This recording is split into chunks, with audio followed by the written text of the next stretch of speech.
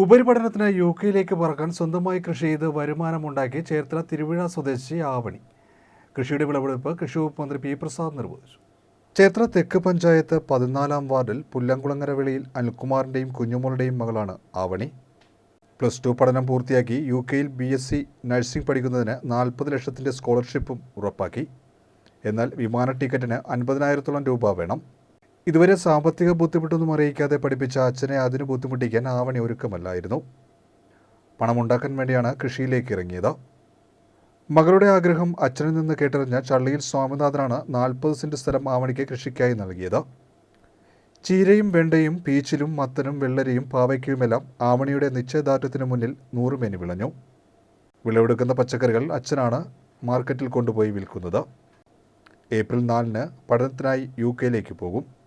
വിദേശത്ത് പഠിക്കാനുള്ള സ്വപ്നം സാക്ഷാത്കാരത്തിനായി കൃഷിയെ ആശ്രയിച്ച ആവണിയുടെ കഥയറിഞ്ഞാണ് കൃഷിവകുപ്പ് മന്ത്രി പി പ്രസാദ് ആവണിയുടെ കൃഷിത്തോട്ടത്തിലും തുടർന്ന് വീട്ടിലും സന്ദർശനം നടത്തിയത്. തോട്ടത്തിലെത്തിയ മന്ത്രി കൃഷിയുടെ വിളവെടുപ്പും നിർവഹിച്ചു. അനിൽകുമാറിൻ്റെ കൃഷിയിടത്തിലാണ് ഞങ്ങളെല്ലാം നിൽക്കുന്നത്. അല്പം പോലും മണ്ണ് വെറുതെ ഇടാതെ എല്ലായിടവും കൃഷി ചെയ്തിരിക്കുന്നു എന്നുള്ളത് ഈ ഇടത്തിൻ്റെ ഒരു വലിയ പ്രത്യേകതയാണ്.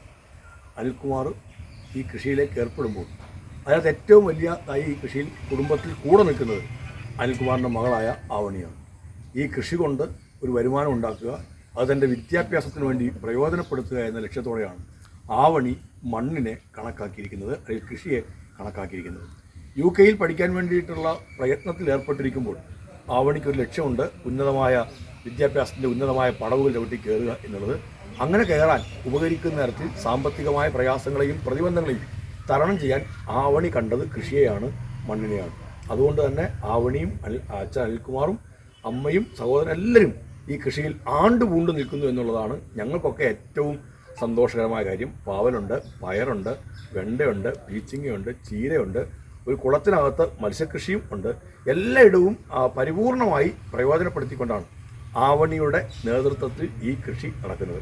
ഒരു പുതിയ തലമുറ കൃഷിയിൽ നിന്ന് അകലുന്നു എന്നൊക്കെ നമ്മൾ പറയുന്നിടത്ത് ന്യൂ ജൻ കുഞ്ഞുങ്ങൾക്ക് കൃഷിയോട് താല്പര്യമുണ്ടോ? അവർക്ക് വേറെ എന്തെല്ലാമാണ് ലക്ഷ്യങ്ങൾ? ലോകത്തിൻ്റെ നാനാഭാഗങ്ങളിലേക്ക് അവർ പറന്നു പോകാൻ തുടങ്ങുന്നു എന്നൊക്കെ നമ്മൾ പറയുന്നിടത്ത്, ചിലരെല്ലാം വിലപിക്കുന്നിടത്ത് ആവണി ഒരു മാതൃകയായി നമ്മുടെ മുമ്പിൽ നിൽക്കുകയാണ്.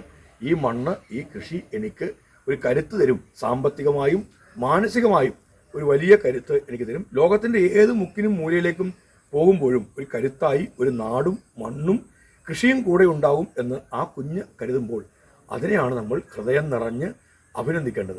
ഈ കൃഷിയിടത്തിൽ നിൽക്കുമ്പോൾ അനിൽകുമാർ അടക്കമുള്ള എല്ലാവരും അതിൽ പങ്കാളിയാണെന്ന് പറയുമ്പോഴും ആവണി കാണിച്ച താല്പര്യത്തെ, ആവണി കാണിക്കുന്ന ഒരു ഇടപെടലിനെ, തനിക്ക് ഏറ്റവും പ്രധാനപ്പെട്ട ഒന്നായി കൃഷിയെ ആവണി കരുതുന്നതിനെ ഹൃദയം നിറഞ്ഞ് അഭിനന്ദിക്കാനാണ് ഞങ്ങളെല്ലാവരും ഇവിടെ എത്തിച്ചേർന്നിരിക്കുന്നത്. ആവണിക്കൊരു ബിഗ് സല്യൂട്ട്.